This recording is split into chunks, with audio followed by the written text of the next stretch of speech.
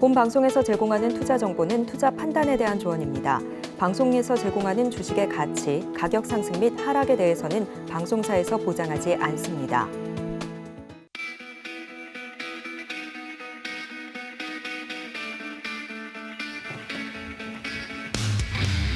안녕하세요. 2월의 끝자락과 3월의 시작이 맞물려 있는 월요일에 인사드립니다. 고수익 작전 타임, 저는 진행을 맡은 이혜은이고요. 전일 미증시 모두 하락으로 마무리를 하게 됐습니다. 3대 지수 모두 올해 들어서 최대 낙폭을 기록했던 한 주였다라는 이야기가 들려오고 있는데, 자, 연준이 선호하는 지표죠. 1월 물가가 강한 모습을 보이면서 긴축에 대한 불안감이 또다시 시장을 장악하고 있는 모습 확인이 되고 있습니다. 1월 근원 개인 소비 지출 PC 가격 지수가 지난해 같은 기간보다 4.7%가량 오르게 된 건데, 시장 컨센서스를 웃도는 수치가 또 한 번 나타나면서 시장의 하방 압력을 크게 가하고 있는 모습입니다. 과연 우리 시장 지금 계속해서 2월 한 달 동안 그동안 들어왔던 외국인 수급도 빠져나가고 있다라는 우려감이 함께 감돌고 있기 때문에 어떻게 흘러가게 될지 오늘 고수익 작전 타임 함께 하시면서 우리 시장 대비도 꼼꼼히 해보셨으면 좋겠습니다. 자, 그러면 첫 번째 순서로요. 프레스티지 경영전략연구소의 반종민 소장님 모시고 이야기 나눠보도록 하겠습니다. 소장님 어서 오세요. 네, 반갑습니다. 네, 오늘 2월의 마지막 그리고 3월의 시작이 함께 어느덧 또 시간이 이렇게 됐습니다. 그렇습니다. 네. 자, 지난주 굵직한 증시 이벤트들이 연이어서 있었고요.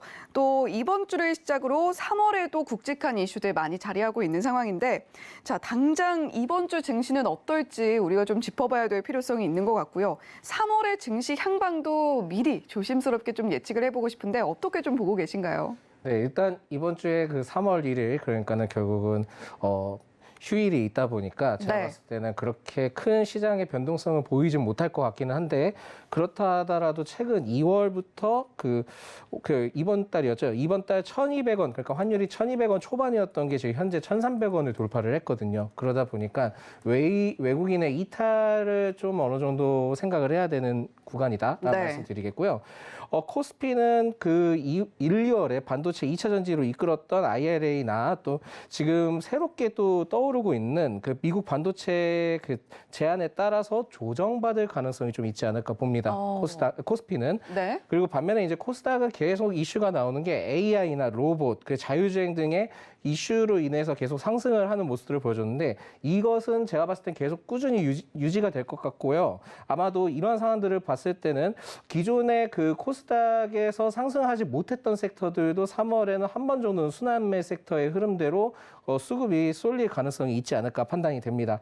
최근에는 이 코스닥이 그 엔터의 하락세가 계속 나오고 있는데, 네. 이 엔터는 제가 봤을 때는 지금 SM과 하이브에 대한, 또한 카카오까지 이제 3탑으로 지금 어떻게 보면 분쟁이 발생이 됐잖아요. 그렇죠. 분쟁이 발생됐기 때문에 이게 좀 해결을 해야지만 리오프닝과 같이 연결돼서 올라갈 것 같고요. 네. 제가 보기에는 게임주들은 지금 최근에 조정을 받고 있지만은 게임주도 한 번 정도는 순환매 섹터로 움직일 가능성이 매우 높다. 엔터주도 게임주도 모두 조정을 받고는 있지만, 엔터주는 지금은 조금 관망할 시기인 것 같고 게임주는 그래도 접근해 볼 만한 시기인 것 같다. 이렇게 해석을 해봐도 될까요? 네, 그렇게 해석하시는 게 제일 좋습니다. 네.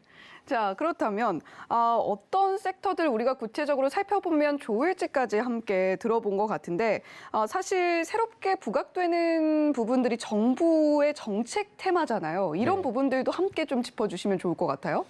사실 뭐 그 전에 먼저 확인을 해봐야 될 게, 네. 지금 아마 오늘부터 이슈가 어떻게 될지 모르겠지만은, 지금 미국에서 중국에서 만든 한국 반도체 기술 수준에 관련된 부분들을 또 이제 제한을 하겠다라고 얘기를 했는데, 네. 사실상 삼성전자나 SK 하이닉스 같은 경우에는 중국에 공장이 있습니다.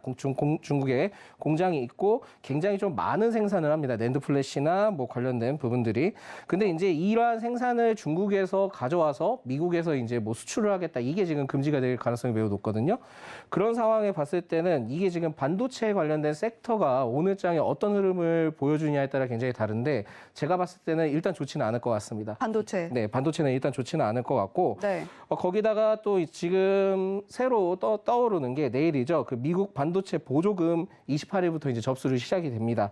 접수가 이제 접수가 시작이 되는데 이게 사실상은 그 미국에 주도하는 반도체 공급 협력체가 있는데 이게 또 칩4라고 하는데 한국, 미국, 대만, 일본이 있는데 여기서 본회의를 열고 28일부터 미국 반도체 보조금 신청을 접수를 시작하기 때문에 네. 이게 또 안 받아들여지면 또 난감한 상황이 되거든요. 또한 지금 우리나라도 1월에 발표를 했던 게 그 반도체 관련된 세액공제를 해주겠다라고 발표를 했지만은 아직까지는 도장을 못 찍었기 때문에 이러한 이슈가 지금 엎치락뒤치락 되는 부분들이 있어서 좋아질 수도 있고 나빠질 수도 있는 상황이다. 그렇지만은 지금 현재는 미국의 이슈가 있기 때문에 단기간은 조정은 불가피하다라는 말씀 드리겠고요. 네. 사실상 지금 새롭게 떠오르는 그 부각될 수 있는 그 섹터들을 보자면은 정부 정책 이슈와 관련된 집중이 굉장히 많이 부각이 되고 있습니다. 네, 지난주 같은 경우는 뭐 저출산도 있었고요. 네네. 원격 의료 AI 이 부분도 굉장히 강했잖아요. 네, 그렇습니다. 사실 이게 원격 의료 및 그 원격 진료죠. 원격 진료 및 저출산 관련된 종목들을 좀 더 주목을 해볼 필요가 있는데, 정부의 24시간 그 소아 진료를 강조를 했고, 이게 결국은 원격 진료로 연결이 됐고요. 새롭게 지금 또 부각이 되고 있습니다. 그리고 출산은 3월 중순에 저출산위에 대한 개최를 지금 검토를 하고 있기 때문에 이러한 이슈가 좀 더 부각을 받을 수 있다라는 말씀드리겠습니다. 네. 자, 지금 뭐 사실 지난주에 원격 의료 AI 테마 굉장히 강했고 저출산 테마도 시장에서 상당히 탄력 받아주는 모습 확인이 됐었는데 자, 지금 저출산 같은 경우에는 3월 중순에도 이벤트가 있기 때문에 우리가 계속해서 좀 지켜볼 필요가 있겠다라는 이야기 덧붙여 주셨습니다. 자, 그렇다면 원격 진료 섹터에 대해서 조금 더 자세히 짚어보고 싶은데요. 지난주였죠. 윤석열 대통령이 소아 진료와 관련해서 24시간 동안 계속 운영이 될 수 있는 비대면 상담 시스템 구축을 했으면 좋겠다 이런 이야기를 하면서 원격 진료 관련주가 그 발언 한마디로 들썩이는 모습도 확인이 됐습니다. 자, 3월에도 이 테마 계속 이어지게 될지 궁금해요. 일단 지금 계속 이어질 가능성이 있고요. 네. 물론 이제 분쟁과 관련된 또 이게 또 분쟁이 발생이 됐는데 또 의사와 약사 이런 또 분쟁이 발생했는데 이거는 과거에도 원격 진료가 떠오를 때마다 나왔던 이슈였습니다. 뭐 그 이슈는 좀 더 설명을 드리겠지만 결국은 지금 정부가 24시간 소아 진료 강조 그러니까 원격 진료에 대해서 역시 새롭게 지금 부각되고 있고 사실 이것만 포커스를 가져갈 게 아니라 6월에 그 비대면 진료 그리고 약 배달과 관련된 제도화 가능성이 있습니다. 결국은 지금 이것 때문에 약사, 의사, 뭐 의사협 뭐 이런 게 지금 분쟁이 나오고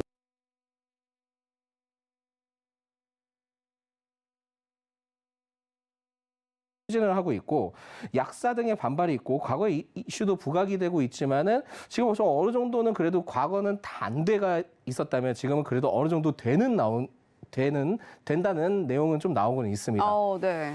근데 이게 결국은 좀 더 지켜봐야 되겠지만은 워낙 이슈가 강하기 때문에 이 이슈는 제가 봤을 땐 단기적으로 좀 더 갈 수 있을 것 같고요. 제일 중요한 거는 이 원격 진료에 제가 좀 살펴보니까 배달과 관련된 이슈가 제일 중요한 것 같더라고요. 네, 그러니까 약의 배달이죠. 그렇죠. 그러니까 또 이제 제일 중요한 거는 인트라넷을 구축을 하고 시스템적으로도 그 커스터마이징을 거쳐야 되는 대규모 이제 비용이 발생되는 거는 결국 이제 플랫폼 사업 업체들이 굉장히 좀 유리할 수 있겠고요. 그것을 통해서 유리할 수는 있지만은 결국은 이제 배달과 관련된 그러니까 약이 오배송되는 경우는 좀 문제가 심각해질 수 있고 네. 그리고 그렇겠네요. 그러면은 약을 누가 배달하냐? 누가 배달할 것 같습니까? 그것도 문제가 되겠네요. 그렇죠. 그러니까 약을 약사가 배달을 해서 그 약에 대해서 어떻게 드십시오라는 얘기를 해야 되는데 네. 그거를 일반 그냥 배송하시는 분들이 배송을 하게 되면은 문제가 생길 수 있는 거죠. 네, 그렇죠. 분실이 되더라도 굉장히 큰 문제가 될 수 있고요. 네, 그렇습니다. 그러다 보니까 이게 지금 엎치락뒤치락 하고 있는 상황이기는 하지만은 그래도 그 부분의 일부의 그 리스크는 좀 어느 정도 감소를 시키고 나머지는 좀 진행을 해볼 수 있지 않을까 생각이 됩니다. 그래서 뭐 6월까지는 이 이슈는 계속 부각받을 수는 있다라는 점을 좀 참고하시면 좋을 것 같습니다. 네. 원격 의료 AI 테마와 관련해서 지금 또 하나 부각되고 있는 것이 의약품의 배송 문제인데 이 부분과 관련해서 계속해서 뭐 논의가 이루어지고 있는 상황입니다만 6월까지는 이 이슈 좀 이어질 것 같다라는 관점으로 지켜보시면 좋겠다라는 이야기 해주셨습니다. 자, 그렇다면 이렇게 원격 진료 섹터와 관련해서 우리가 구체적으로 종목을 살펴본다면 어떤 종목 보는 게 좋을까요? 첫 번째로는 유비케어를 좀 보시는 게 나을 것 같습니다. 네. 일단 약국의 경영관리 시스템 등에 사용되는 제품 등을 이제 개발을 하고 있는데 여기에서 이 유비케어가 레퍼런스가 그 전국의 2,500, 700여 병원 약국 등을 좀 어느 정도 레퍼런스를 갖고 있고 네. 38개에 이르는 전국 법인 대리점을 통해서 우리나라 의료의 그 네트워크를 굉장히 크게 갖고 있는 기업이다. 그렇지만은 전일장에 큰 상승을 했다가 대규모 차익 실현이 나왔기 때문에 좀 조정을 좀 먼저 그 생각을 해볼 필요가 있지 않을까 보고요. 케어랩스는 좀 좋을 겁니다. 그래서 케어랩스는 그 헬스케어 토탈 솔루션 업체인데 어떻게 보면은 그 소비자분들께서 정말 잘 알고 계시는 것 중에 하나가 굿닥이라고 있습니다. 아, 굿닥 많이 들어봤죠. 네, 굿닥이 이제 그 케어랩스의 자회사가 이제 굿닥이 있는데 네. 이 굿닥이 모바일 헬스케어 플랫폼으로 굉장히 좀 뛰어나고 어제 제가 어플을 들어가다 보니 약국이나 이런 병원들 내용들이 굉장히 많더라고요. 다만 좀 아쉬운 게 있다면은 비대면이라고 체킹되어 있는 게 많이 없었습니다. 아, 그래서 이거는 점차 이제 확대해 나간다 한다면은 케어랩스는 굉장히 좋을 것 같고 네.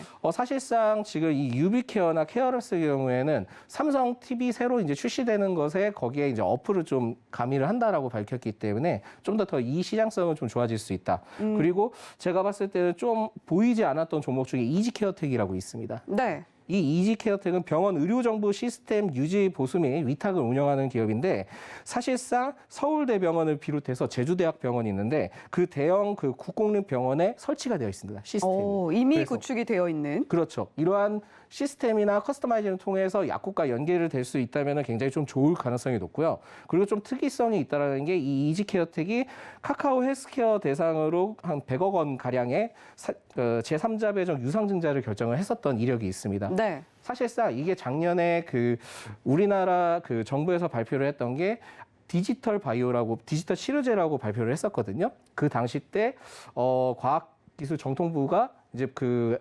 유전자 기업들을 방문을 했습니다. 그 중에 네. 하나가 대상이 카카오 헬스케어였거든요. 어. 그러면서 올해 한 4천억 원 정도 뭐 이 산업에 대해서 투자를 하겠다고 밝혔는데 그 카카오 헬스케어가 이 이지케어텍에 대해서 투자를 한 거죠. 아. 그러다 보니까 이게 단순히 원격 진료와 관련된 이슈뿐만이 아니라 이제 앞으로 그 디지털 치료제 그리고 디지털 AI 관련된 부분들도 같이 연계될 수 있는 가능성이 매우 높다 보시면 될 것 같습니다. 실제로 자금도 들어와 있다. 네, 그렇습니다. 네.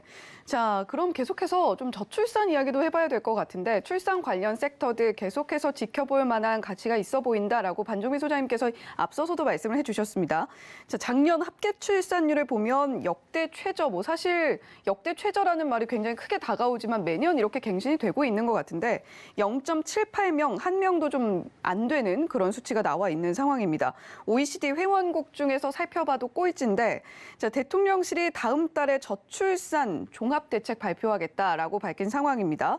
자, 이 이슈에 대해서 접근을 어떻게 하면 좋을까에 대한 부분들이 일단 우선 있고요. 그리고 섹터 전반에 대한 대응은 어떻게 좀 전략을 짜보면 좋을까요? 예, 이게 사실 지금 아직까지는 정확하게 구체적인 내용이 없죠. 네. 내용이 없는데 이게 그 지금 현재 윤 대통령이 그 기존에 그 당선이 되기 전에 그 저출산 관련된 부분에 대해서도 공약을 좀 했던 이력이 있었기 때문에 이 공약에 대해서 새롭게 또 대두되는 상황이다라는 말씀드리겠고요. 좀 더 살펴보자면은 그 출산율 골드타임이 지나고 인구가 급격히 감소하는 만큼의 그 저출산위 위원장인 윤 대통령이 출산율 부양 대책을 전두지하겠다라는 것을 좀 밝혔습니다. 결국은 이게 이제 새롭게 또 이슈가 부각되는 상황인데 사실 아까도 앵커님께서 정말 말씀해 주셨지만은 출생자 수들도 굉장히 좀 많이 부족하잖아요. 네. 그러다 보니까 이 이슈가 결국은 그 보통 이슈로 남아있지는 않을 것 같고요. 사실상 역대 최저치를 기록을 했고 10년 전의 절반 수준이다라고 밝혔기 때문에 이 점에 대해서는 굉장히 좀 세게 의견을 밝히지 않을까라고 생각이 됩니다.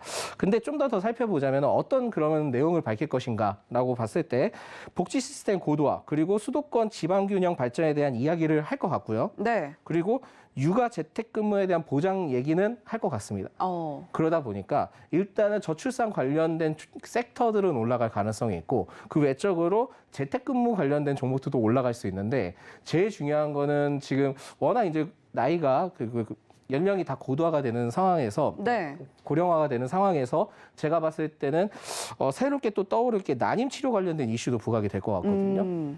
물론 이제 이 난임 치료 관련된 이슈는 좀 시간이 걸릴 수도 있습니다. 그렇지만은 이 지금 제가 말씀드렸던 복지 시스템 그리고 재택근무 보장 그리고 난임 치료 관련된 이슈 세 가지를 들고 나올 가능성이 매우 높다라는 생각을 드리겠고요. 사실상 이런 상황에 봤을 때 그 출산 장려 정책 관련된 종목들은 이전부터 좀 유명했던 아가방 컴퍼니나 그리고 제로투세븐, 토박스 코리아 그리고 남양유업 등을 좀 볼 필요가 있는데 네. 남양유업은 굉장히 좀 지금 주가가 크게 올라가고 있기 때문에 이거는 좀 보기는 좀 좋진 않다라는 말씀 드리겠고요. 네. 아가방 컴퍼니를 좀 보시는 게 낫지 않을까 판단이 됩니다. 그리고 난임 치료 관련된 이슈가 좀 부각될 수 있기 때문에 난임 치료 관련된 종목들을 제가 보니까 EDCG나 EDGC죠. EDGC 그리고 랩지노믹스 그리고 동아 ST가 있습니다. 근데 지금 이 세 가지 주가들은 지금 현재 흐름이 그렇게 좋지는 못하기 때문에 지금 뭐 난임 치료 이슈가 나온다 하더라도 제가 봤을 때는 차익 실현이 충분히 나올 수 있는 구간입니다. 그래서 그동안 많이 떨어지는 동안에 매물대가 쌓여 있다. 그렇죠. 위에 상단에 매물대가 많이 쌓여 있고 추세도 네. 그렇게 좋지는 못하기 때문에 일단 이슈가 나온다 하더라도 체크는 해볼 필요는 있으나 단기적으로 접근하기는 굉장히 부담스럽고요. 그리고 지금 현재 그 3월 감사보고서 시즌이기 때문에 이 기업들 그러니까는 랩지노믹스나 EDGC의 경우에는 뭐 좋은 기업이라 할지언정 그래도 리스크가 남아 있으니까 이 기업은 좀 더 있다가 지켜보시기 바라겠습니다. 네. 지금 뭐 저출산뿐만이 아니라 우리가 전반적으로 세 가지를 살펴봐야 되는데 복지 시스템이 첫 번째가 있고요. 두 번째는 재택근무 관련주들 만약에 그 내용에 담기게 된다면 우리가 또 지켜봐야 될 섹터다라는 이야기 해주셨습니다. 더불어서 난임치료 관련주에 대한 대응 접근 방법까지도 함께 짚어주신 반종민 소장님이셨는데요. 자, 그렇다면 이렇게 뭐 섹터들은 세 개로 세분화가 되어 있고 그 안에서도 우리가 주목해 볼 만한 종목 특별히 딱 있다면 어떤 게 있을까요? 네, 일단 아가방 컴퍼니. 네. 네, 아가방 컴퍼니는 그 유아용품 등 그 제조 판매 업체입니다. 근데 이게 2022년 연결 기준 매출액이 1,743억 원, 그러니까 전년 대비 15% 상승을 했고, 영업이익이 145억 원, 그러니까 전년 대비 한 146% 상승을 했습니다. 그러다 보니까 실적적인 부분들이 굉장히 좀 좋아진 기업이다 말씀드릴 수 있겠고요. 이게 국내 저출산 관련된 문제뿐만이 있는 것이 아니라 중국과 관련된 이슈도 좀 체크를 해볼 필요가 있거든요. 그래서 이게 지금 60년 만에 인구 감소에 대해서 지금 중국도 충격을 먹었기 때문에 중국 각지에서도 지금 현금성 출산 장려책을 지금 내놓고 있습니다. 그러다 보니까 우리나라도 우리나라지만 중국과 관련된 연계성이 있다. 그렇지만은 그 아가방 컴퍼니는 무슨 연관성이 있느냐라고 말씀해 주실 수 있겠는데 네. 아가방 컴퍼니가 그 연태 아가방 복식 그 유한공사라고 있습니다. 그 중국의 내수, 유통, 수출 등을 좀 보유를 하고 있기 때문에 중국과도 연관성이 있다라는 점 좀 참고로 하시면 좋다라는 말씀 드리겠고요. 네. 그 이외에는 제가 봤을 땐 새로 좀 떠오를 수 있는 거는 아무래도 육아 재택 근무에 대한 보장. 그러니까 그렇게 되면은 원격 지원 솔루션. 그러니까 재택근무 관련된 종목들을 좀 눈여겨보실 필요가 있는데 네. 그중에 알서포트를 다시 눈여겨보실 필요가 있다라는 말씀드리겠습니다. 사실 이 알서포트는 일본에서 굉장히 인기가 많고 중국에서도 좀 어느 정도 인기가 있습니다. 그렇지만은 재택의 테마성으로서 가장 크게 올라갔던 것이 알서포트이기 때문에 아가방 컴퍼니는 실제 사용되는 그 매출에 발생될 수 있는 상황이라면 이 알서포트는 앞으로 재택과 관련된 이슈가 같이 부각되면 올라갈 수 있는 종목이니까 제가 봤을 때는 알서포트도 같이 주목을 해보자라는 말씀드리겠습니다. 네, 하나만 더 여쭤볼게요. 저희 최근에 또 육아 관련주로 꼼비라는 종목이 상장을 했었잖아요. 그리고 네. 상승 탄력도 좀 받아줬고 이 종목 같은 경우는 사실 육아 가구 전문이었는데 이런 종목보다는 일단은 출산과 직접적으로 연계된 종목들이 일단은 조금 더 상승 탄력 받아줄 것이다. 이렇게 좀 해석을 해봐도 될까요? 네, 그렇게 생각하시는 게 제일 좋고요. 네. 사실 뭐 꼼비뿐만이 아니라 그 쌈제엔터 그러니까 SMA 네. 네, 엔터. 그 종목들 결국에는 지금 유아에 직접적으로 매출을 발생시킬 수 있는 구조잖아요. 컨텐츠로. 네. 근데 그 종목들은 결국은 그 어린이날이나 그 크리스마스 때 관련된 이슈가 부각될 때마다 나중에 이제는 체크를 하면서 봐야 되는 종목들인 것 같고 사실상 지금은 저출산 관련된 종목들의 실제적으로 수혜를 받을 수 있는 종목으로 좀 체크하시는 게 낫지 않을까라는 말씀 드리겠습니다. 네. 자, 뭐 저출산 관련주들 그리고 육아 관련주들도 그 안에서 굉장히 또 세분화가 되어 있기 때문에 현재 시점에서 우리가 지켜볼 만한 섹터들 반종민 소장님께서 꼼꼼하게 짚어주셨습니다. 소장님 오늘도 좋은 말씀 고맙습니다. 네, 감사합니다. 네, 계속해서 고수익 작전 타임 이어가 보도록 하겠습니다. 이분과 함께 또 이번 주 증시 일정 점검해보고 이슈까지 체크해봐야겠죠? 펀스탁TV의 황호준 외환시장 분석 연구원님 연결해서 이야기 나눠보도록 하겠습니다. 연구원님 어서 오세요. 네, 안녕하세요. 네, 주말은 잘 보내셨나요? 예, 그럼요. 네, 또 새로 이발도 하신 것 같은데 네, 이번 주 증시도 잘 짚어주시기 바랍니다. 자, 지금 금요일에 PC 물가지수 발표가 또 있었고요. 그 내용 포함해서 향후 우리 시장에 좀 어떻게 영향을 미치게 될지 한번 짚어주시면 좋을 것 같아요. 네.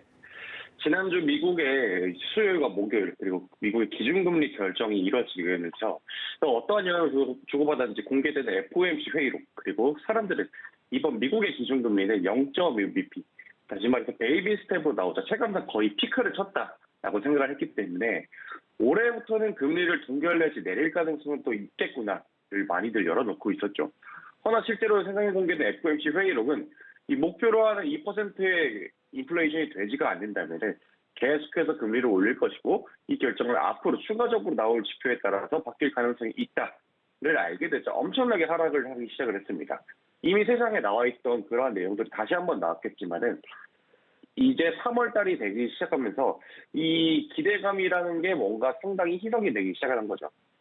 시장은 장이 마무리가 된 후에 발표된 엔비디아의 실적 발표를 계기로 해서 전부 다 다행스럽게도 하락권을 말아올리는 기염을 토해냈지만은 이 모습을 밀어보아서 시장 참여자들은 상승에 베팅하고 싶은 조그만한 이유, 다시 말해서 호재만 있다면 얼마든지 그쪽으로 가고 싶어 했으나 이 기세가 얼마 가지 못했죠.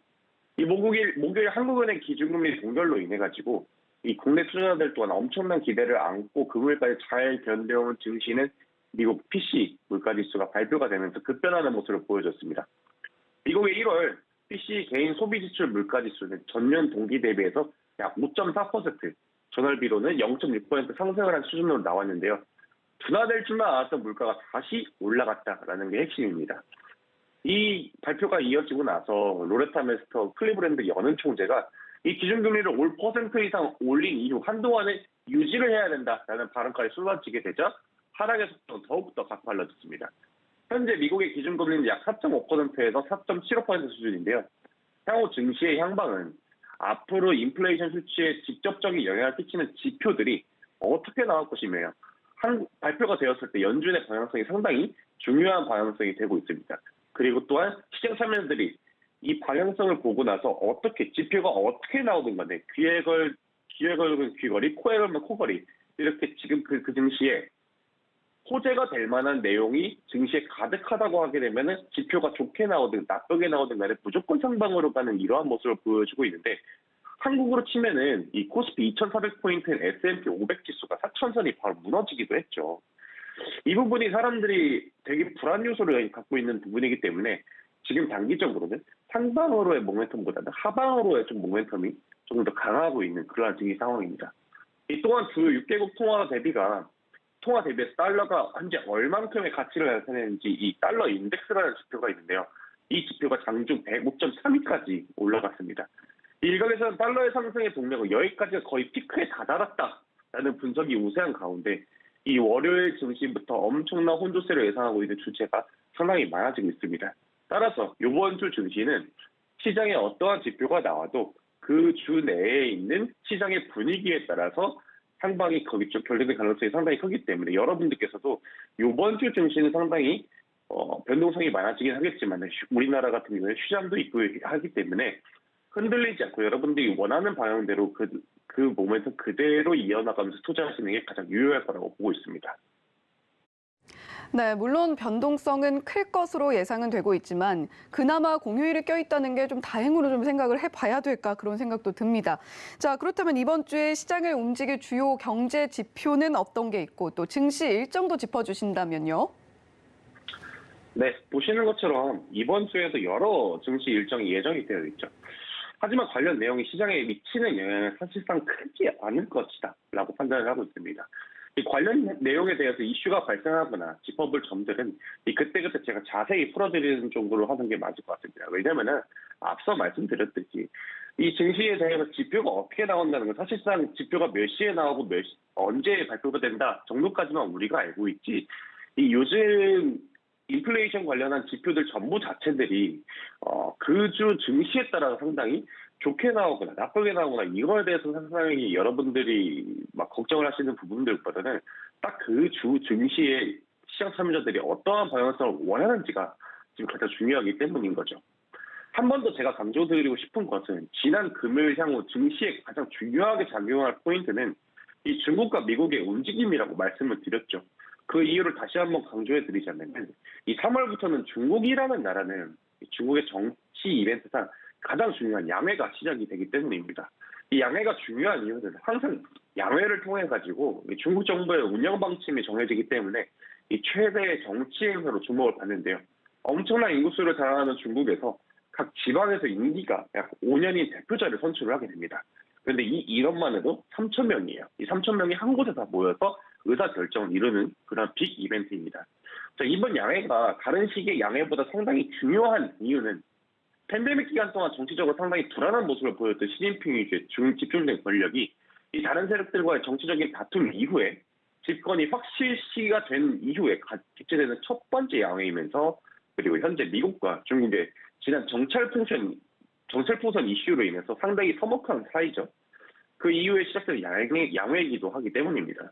또한 중국은 그간 인구 대국으로 알려진 모습과는 다르게 우리나라와 일본을 아득히 추월할 정도의 인구 감소를 보여주고 있습니다. 실제 이 중국의 인구 감소 속도는 우리나라와 일본, 미국을 비롯해가지고 전 세계적으로 봤을 때 가장 빠른 속도로 추락을 하고 있는데요. 이러한 상황 속에서 중국 정부는 GDP, 국내 총생산 5% 성장 목표를 제시를 했습니다. 과연 어떠한 부분에서 과감한 정책적 결정을 함으로써 이 5%의 목표치를 달성할 때 상당히 주목이 되고 있는데 중국은 그간 우리의 예상을 뛰어넘는 엄청난 스케일을 자랑했던 만큼 저도 개인적으로 이 부분에 대해 상당히 기대를 하고 있고 어떠한 부분을 강화해서 할지 이 양회의 결과를 기다리고 있습니다. 이 지난해 중국은 5.5% 안팎의 성장 목표치를 제시를 했었는데 엄청난 강도의 제로 코로나 정책으로 인해 가지고 그리고 러우 전쟁의 여파로 인해 가지고 3% 성장으로 마무리가 되었죠. 이 마이너스 성장을 하지 않은 것만 상당히 대단하다라고 느껴지긴 하는데 이번에 제시한 목표치 5% 내지 6% 성장 또한 기대가 되는 상황입니다. 자, 이번 양회에서 중국 정부는 2023년 전반적인 경제 운용 방향의 가능성에 대해 가지고 공개할 것으로 예상이 되는데 이 지난해 말 중국 경제공작회의에서 공개된 소비와 내수의 대대적인 방향성과 그리고 민간 기업과 이 플랫폼 기업의 전폭적인 지원에 대해 조금 더 구체적인 정부 차원의 정책이 나올 걸로 지금 예상이 상당히 되고 있습니다. 이 추가적으로 중국은 개업 개방 개시 45주년을 맞이하는 올해인 만큼 무역과 그리고 수출 부분에서 그간의 방향성보다는 조금 더 유한 정책이 나오지 않을까 기대 중입니다. 왜 그러냐면 중국과 미국이 싸워봐도 서로 양국한테 좋지 않을 거라는 걸 서로가 알기 때문이죠. 또한 지난번 전국 인민 대표대회에서 7.1% 증액을 발표했던 중국의 국방 예산이 지금의 신냉전 체제로 접어들고 있는 현 상황에서 올해는 또 얼마나 또 올라갈지 그리고 미국과 중국의 갈등 외에도 이 대만 해협 갈등이 고조되는 상황 속에서 이 부분 또한 주목해볼 포인트라고 보고 있습니다. 이 미국의 IRA 법안과 중국 대리기 정책 그리고 반도체 사업 부분에서 견제 속에서 중국의 핵심 과학기술 관련 예산은 내수화를 하게 되면서 철저히 비밀리에 붙이는 방향이 우세한 걸로 점쳐지는 상황입니다. 이렇게 중국의 양회를 앞두고 미국과 중국 양 국가의 사이를 눈치를 잘 봐야 하는 우리나라는 상당히 영리한 움직임을 보여줘야 하고 상당히 신중한 태도를 보여줘야 됩니다. 아직까지는 중국이 양회를 앞두고 중국 측의 움직임이 기울어지는 특별한 스탠스는 확인이 되지 않고 있는 가운데 우리나라 정부의 발언과 그리고 정책적인 움직임에 더욱이 신경 써야 되는 3월이 될 거라고 예상을 되고 있습니다. 네, 그렇다면 일단 오늘 시장 대응 전략도 궁금하고요. 이번 주 전반적으로 우리 어떻게 좀 대응해야 될까요? 네, 앞서 말씀드렸듯 이번 주는 휴장일이 한번 껴있기 때문에 여러분들께서 거래일이 사거래일이라는 걸 머리에 염두를 하고 있어야 됩니다. 그리고 이 사거래일이 지나게 되면은 중국 양회가 어느덧 워영부영 시작이 된단 말이죠. 자, 이번 주 내내 양회에 대해서 이제 얘기가 상당히 많이 나올 것이고 그리고 윤 대통령이 직접 나서가지고 일부 산업군들에 대해서 상당히 언급이 많아지고 있습니다. 시장이 지금 혼란 속에 있는 와중에서 이 테마가 어마무시하게 많이 나오게 될 건데 여러분들께서는 이 테마 속에서 편향을 것도 장중에 대응이 빠르신 분들이라면은 이 테마성 장세에서 상당히 많은 수익을 낼 수도 있겠지만 반대로 생각하게 되면은 변동성이 상당히 많아지고 돈이 집중되지 않고 분산이 되기 때문에 여러분들 기대치만큼 테마들의 강도가 약할 가능성이 있습니다. 다시 말해서 여러분들이 기존에 투자하려던 이 전략 원칙대로 고수하는 걸 권장을 드리고 테마성 장세에서 원래 기존에 잘하셨던 분들만 이 테마들만 공략을 하시고 그 전이시라면 그걸 해당이 안 되시는 분들이라면 원래 평소에 여러분들이 투자하려고 했던 그 투자 원칙을 고수하시는 게 가장 승률이 높지 않은 한 주가 되지 않을까 생각하고 있습니다. 네, 변동성에 너무 위축될 필요는 없겠지만 계속해서 우리가 원래 갖고 있던 투자 원칙을 그대로 지켜나가는 한 주가 되어야만 될 것 같다라는 이야기 해주셨습니다. 연구원님 오늘도 고맙습니다. 감사합니다.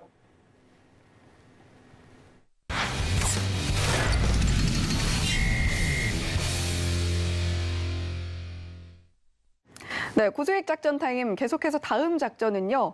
하나증권 삼성동 금융센터의 이청원 FA님과 함께 이어가 보도록 하겠습니다. FA님 어서 오세요. 안녕하세요. 네, 주말 잘 보내셨죠? 그런데요. 네, 다행입니다.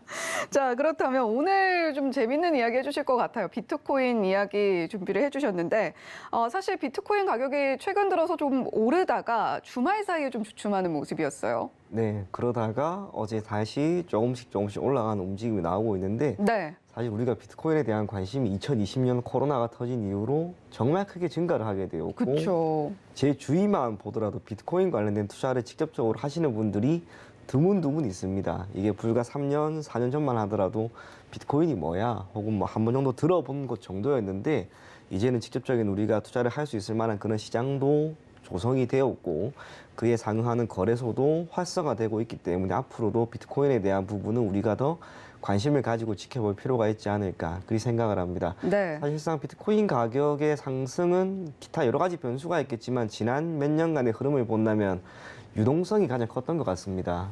우리가 300만 원 정도, 개당 300만 원 수준에서 8천만 원까지 올라갔단 말이에요. 그 당시에 코로나19가 터지고 미 경제에서 직접적인 M2를 기반으로 하고 있는 통화량이 크게 증가했다는 것, 그와 함께 비트코인이라고 하는 것은 사실상 상당 부분이 투기성 거래가 있죠.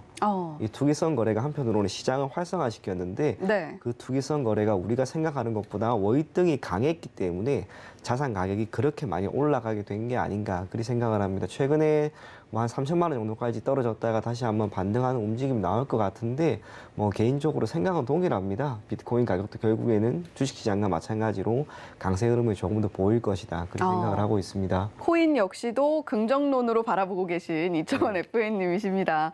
자, 그렇다면 지금 뭐 사실 비트코인뿐만이 아니라 알트코인이라고 해서 여러 가지 코인들이 있는 상황인데 자, 지금 연초부터 비트코인 가격이 계속해서 그럼에도 불구하고 상승세를 이어나가고 있고요.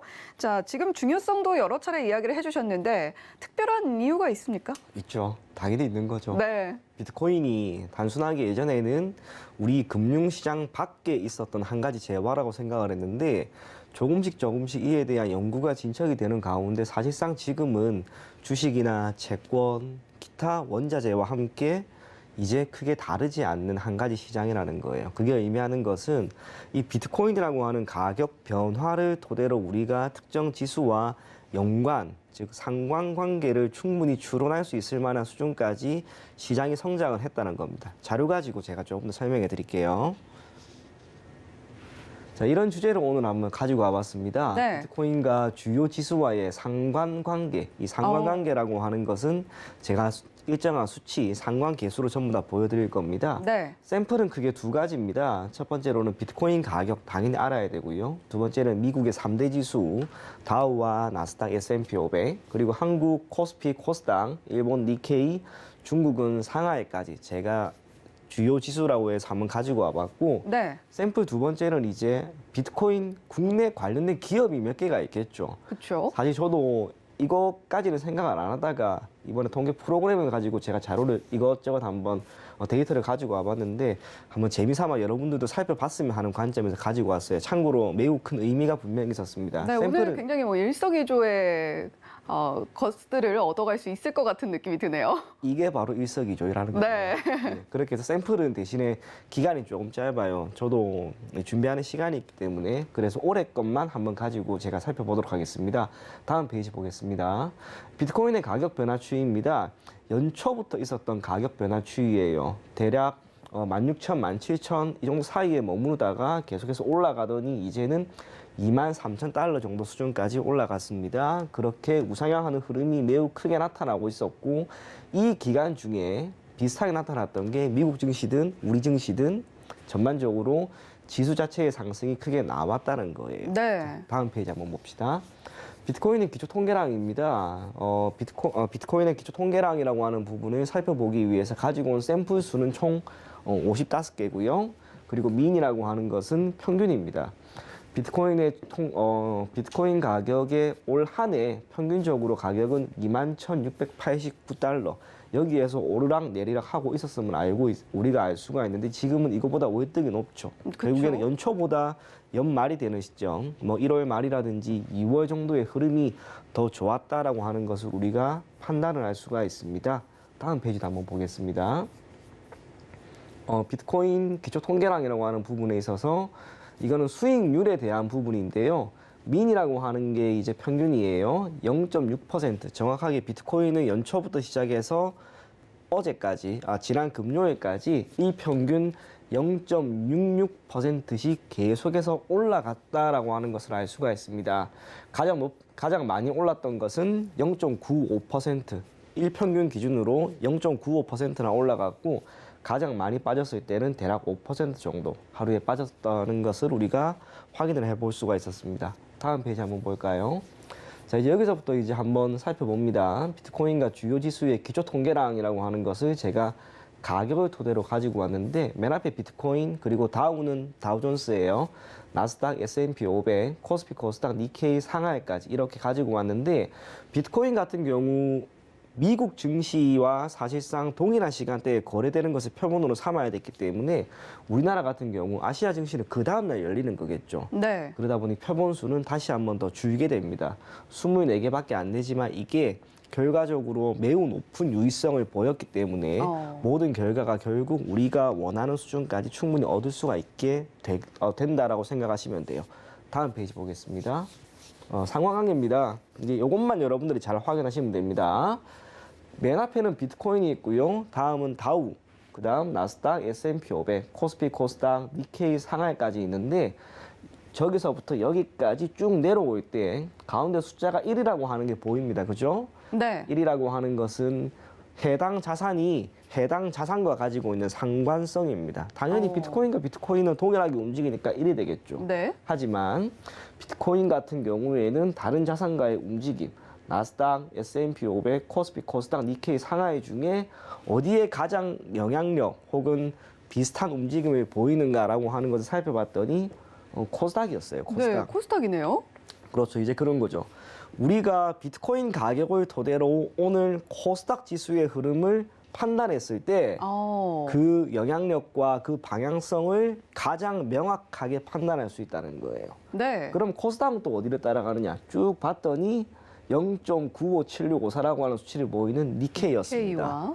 그럼 니케이라고 하는 것은 우리나라와 비슷한 시간에 어쨌거나 증시가 열리니까 네. 아무래도 주요국 아시아 증시 중에서는 코스닥과 니케이의 상관관계가 가장 높았다라고 하는 것을 알 수가 있습니다. 반면 나스닥도 한번 볼까요?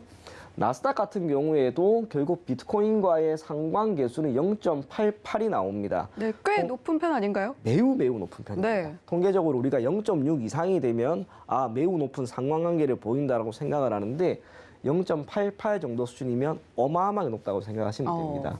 반면 나스닥 같은 경우 가장 높은 상관관계를 보이는 것은 역시나 같은 미증시인 S&P 500 0.98 사실상 거의 동일하게 움직인다고 생각을 하시면 됩니다.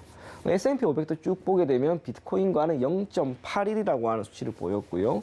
코스피도 0.87이라고 하는 수치를 보였습니다. 제가 연초부터 계속해서 비트코인 가격을 여러분들이 보셔야 됩니다라고 했던 이유가 우리나라의 코스피와 코스닥 모두 비트코인이라고 하는 한 가지 재화와 가지는 상관계수가 매우 높았다는 거예요. 기존에는 단순하게 우리가 그렇게 생각을 했죠. 미증시를 봐야 된다. 미증시의 흐름을 토대로 우리가 우리 증시를 살펴보는 경향이 있습니다. 물론 그게 틀린 건 아닙니다만 코스피 같은 경우에는 나스닥과 0.94, S&P 500과 0.94 매우 높습니다. 네. 코스닥도 마찬가지입니다. 0.95, 0.89. 하지만 다우를 딱 보세요. 다우 지수와의 상관계수는 코스피는 0.63밖에 안 돼요. 코스닥은 0.47. 사실상 코스닥은 다우와 상관이 없다는 것을 우리가 확인을 할 수 있습니다. 0.6 아래니까요. 네, 0.6 아래니까. 그렇기 때문에 우리가 우리 증시를 판단할 때 미증시, 예를 들어서 다우는 많이 올랐어요. 네. 나스닥과 S&P 500은 거의 안 올랐어요. 그럼 이걸 토대로 야, 우리 증시 좋겠다라고 판단하기에는 힘들다는 거죠. 그래서 다우가 지금 흐름이 안 좋기 때문에 기타 다양한 증시와의 상관계수가 다우, 녹색이나 빨간색 하나도 없죠. 사실상 영향력이 없다는 겁니다. 네. 다우는 유일하게 S&P 500과 어느 정도의 유의성을 보일 뿐, 상관관계를 보일 뿐, 그 어떤 지수와 영향력이 없습니다. 그래서 앞으로도 제가 그런 이야기를 계속 드릴 거예요. 우리가 오늘의 증시를 판단할 때 전일 미증시 당연히 살펴보면 좋습니다. 하지만 그것보다 더 중요한 것은 비트코인이라는 것. 지난 금요일에 미증시가 안 좋았습니다. 그죠? 그렇죠. 나스닥과 S&P 500 다 빠졌어요. 네. 그런데 어제 비트코인이 꽤나 괜찮았어요. 그렇다면 우리가 오늘 증시를 매우 부정적으로 보기보다는 어느 정도는 장 초반에 개파락이 비록 나온다 하더라도 이걸 어느 정도 만회하는 움직임이 나오지 않을까. 그러한 관점으로 저는 보면 좋을 것 같습니다. 제가 준비한 자료는 올해 겁니다. 네. 올해 같은 경우에는 아까도 이야기했지만 샘플 수가 그래 많지 않아요. 그렇다면 지난 과거의 움직임은 어땠는지라고 하는 부분은 다음 페이지에 저 말고 다른 분이 논문으로 딱 준비를 잘 해주셨습니다. 그걸 제가 쭉 가지고 와봤습니다. 네. 한일 주식시장의 비트코인의 가격 변화가 미치는 영향에 관한 실증력 연구라고 하는 논문이에요. 2022년에 쓰여졌는데 다른 거는 쭉 볼 필요 없습니다. 한국과 일본의 주가지수와 비트코인 가격의 시계열 자료 간의 관계 분석을 위해 사용한 자료 샘플입니다. 2010년 10월 23일부터 2018년 10월 13일까지 이분이 상당히 많은 연구를 직접적으로 준비를 해주셨는데 그 결과는 이렇습니다. 한국 주가지수 코스피입니다. 코스피와 비트코인과의 상관계수는 0.81775였습니다. 이게 의미하는 게 뭐냐면 우리가 비트코인에 대한 관심이 커졌던 시점은 2020년이었죠. 네. 그런데 그 이전부터 2010년부터 이미 비트코인 가격과 우리나라 증시와의 상관계수는 매우 높은 수준을 보였다는 거예요. 참고로 0.81이면요. 다우, 나스닥, S&P보다 월등히 높은 수치입니다. 그렇기 때문에 시장을 읽는 사람들은 우리가 미증시보다 앞으로도 비트코인을 여러분들이 더 살펴보는 게 당연히 합리적이라고 할 수가 있는 거예요. 그렇게 해서 시장에 대한 움직임은 제가 조금 살펴봤습니다. 그러고 나서 이제 살펴봐야 되는 것들은 종목들이 되겠죠. 종목들은 제가 샘플로 우선 9개만 가지고 와봤습니다. 비덴트, 우리기술 투자, SBI 인베스트먼트, 갤럭시아 머니터리, T사이언티픽, 하나투자증권, 위지트, 에이티너 인베스트 총 샘플은 37개인데요. 네. 제가 준비한 이 9개의 종목 외에도 비트코인 관련 종목은 너무나 많이 있을 겁니다. 다만 제가 우선은 이 종목만 가져갔고 여러분들이 동일한 방식으로 직접적으로 구해도 크게 어렵지는 않으니까 여러분들도 쉽게 구할 수 있을 겁니다. 그래도 우리가 뭐 비트코인 이야기할 때마다 나오는 종목들이 보이네요. 네, 많이 나오는데 제가 가지고 오지 않은 것도 있긴 있어요. 저도 다 뭐 아는 건 아니니까. 하지만 비덴트라고 하는 기업 우리 아나운서님들 여러분 들어봤을 거예요. 그죠? 그런데 여기에서 재미난 것들이 조금 나옵니다. 다음 페이지 한번 볼까요? 자, 비트코인 한번 보세요. 대각선 아래로 가는 건 전부 다 1입니다. 네. 당연한 거예요. 그리고 나서 비트코인 노란색은 1인데 비덴트 한번 보세요. 수치가 0.2795밖에 안 나와요. 굉장히 낮네요. 생각했던 것보다 너무 낮죠. 네. 반면 그 아래에 있는 우리기술투자는 0.869, 갤럭시아 머니터리는 0.861, 하나투자증권은 0.858, 위지트가 0.95로 압도적으로 높았습니다. 이게 의미하는 게 뭐냐면 비트코인 관련주라고 해서 이렇게 가지고 왔고 기타 많은 종목들이 있지만 적어도 올 한 해의 흐름을 보았을 때 비트코인의 가격 상승만큼 함께 따라온 종목은 우리기술투자, 갤럭시아 머니터리, 하나투자증권, 위지트, 에이티넘 인베스트 정도밖에 없었다는 거예요. 5종목. 그렇죠. 네. 샘플이 더 많으면 당연히 더 나오겠지만 적어도 한 가지 확실한 것은 비트코인 가격 상승과 함께 관련 종목으로 엮여 있는 기업들이 거의 대다수가 다 올랐던 것은 결코 아니라는 거예요. 그럼 비덴트 같은 경우는 사실 자체적인 이슈 때문에도 조금 더 상관관계를 벗어나는 것도 있었을 것 같은데요. 당연히 그렇죠. 네. 하지만 우리가 여기에서 유추를 할 수 있는 게 있습니다. 관련 종목들이 비트코인이 전일 만약에 급격하게 상승하는 흐름이 나온다면 비트코인 관련 종목들은 그 다음날 우리 증시에서 당연히 장 초반부터 빠르게 올라갈 수 있겠죠. 네. 하지만 상관관계가 났기 때문에 비트코인이 연초부터 이렇게 올랐을 때 이 친구들의 움직임, 비덴트랑 우리 기술은 안 올랐단 말이에요. 그러면 전일 이슈에 따라서 관련 종목들이 크게 올랐을 경우 비덴트, 우리 기술, SBI 인베스트먼트, T사이언티픽 이런 기업들은 주가가 올랐을 때 이거를 매도 신호로 보고 여러분들이 던져야 된다는 거예요. 비트코인이 더 오를 것이야 라고 생각을 해서 지금 상관계수가 낮은 기업들을 포트폴리오에 편입한다면 오히려 시간이 지나면 지날수록 기업이 가지고 있는 본질적인 가치 혹은 실적이라든지 기타 다른 변수에 의해서 영향을 받아서 주가가 하락할 가능성이 높습니다. 네. 비덴트 종목 주가 한번 볼까요? 그러니까 비덴트라고 하는 기업의 주가가 지금 얼마 흐름 자체가 횡보하고 있는 듯하지만 지금 거의 못 갔단 말이에요. 연초 대비해서 움직임 자체가 그렇게 크게 나오는 것도 아닙니다. 네. 반면 비트코인 같은 경우에는 아까 보여드린 것처럼 16,000에서 17,000 정도에서 계속해서 올라가는 흐름이 나왔잖아요.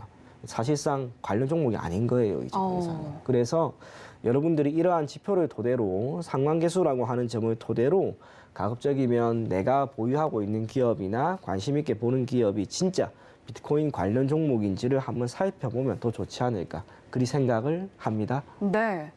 자, 그렇다면 지금 이제 이청원 FA님과 함께 우리가 비트코인의 가격과 상관관계를 높게 가져가는 종목들까지는 우리가 알았습니다. 자, 그렇다면 앞으로의 비트코인 가격 전망에 대해서도 좀 들어봐야 될 텐데 일단은 긍정론으로 본다라고 이야기하셨어요. 네, 다른 이유는 아니고요. 경제학에서는 이런 이야기가 있어요. 특정 재화의 가격이 올라가기 위해서는 해당 자원이 가지고 있는 희소성이라고 하는 것을 봐야 합니다. 예를 들면 금이나 다이아나 은이나 공급이 제한적이지 않습니까? 네. 그러다 보니까 가격이 많이 올라가는 거죠. 비트코인 같은 경우에도 우리가 주식과는 다르게 발행량 자체가 제한적입니다. 지금 채굴이 거의 99%까지 된 상황이다라고 하는 점 토대로 앞으로 비트코인 하나를 채굴하는 데 들어가는 비용과 노력은 더 커질 수밖에 없을 겁니다. 기존에 유통된 재화, 그 총량 토대로 가격에 영향을 미치게 되는데 한 가지 확실한 것은 앞으로 공급이 분명히 줄어들 수밖에 없다는 것. 자원이 희소성이 있어요. 그렇다면 시간이 지났을 때 이 자원의 희소성이라고 하는 점 토대로 가격 상승은 당연히 나올 수밖에 없을 것이다. 그렇게 생각을 하고요. 사실상 비트코인 관련된 최대 화두는 이것이 과연 법정 통화로서 인정을 받을 수 있는지에 대한 부분인데 지금까지는 법정 통화로 인정이 안 되었죠. 네. 앞으로 어떻게 될지 모르겠습니다만 사실상 안 돼도 상관없어요. 이유가 이미 비트코인 관련된 시장이 너무나 크게 확대가 되어 있고요. 비트코인 가격 변화를 토대로 조금 전에 보여드린 이런 상관관계를 토대로 비트코인이라고 하는 한 가지 재화에 대한 투기, 해지, 차익 등등의 거래가 모두 이제 가능하게 됩니다. 그렇기 때문에 기관 투자자들도 계속해서 비트코인 시장에 대한 투자를 이어가고 있고 기타 알트코인에 대한 연구들도 많이 나올 거라고 봅니다. 결국 법정 통화로 인정되지 않는다고 해서 해당 시장이 하루아침에 너네 앞으로 더 이상 거래 안 돼.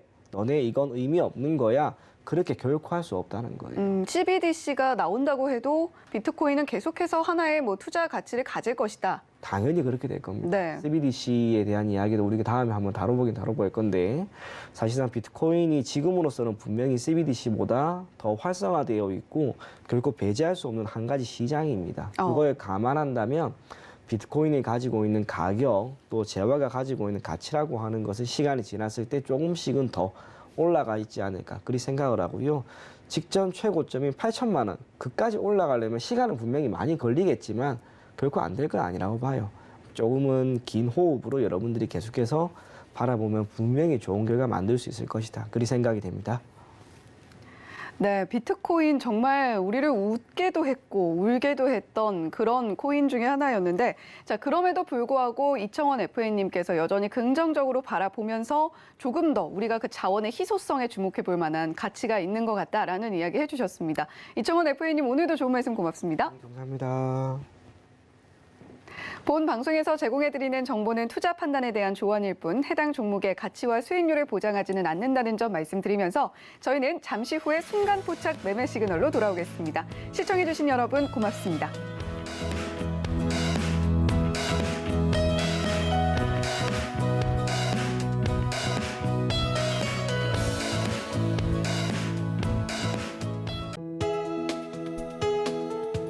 본 방송에서 제공하는 투자 정보는 투자 판단에 대한 조언입니다.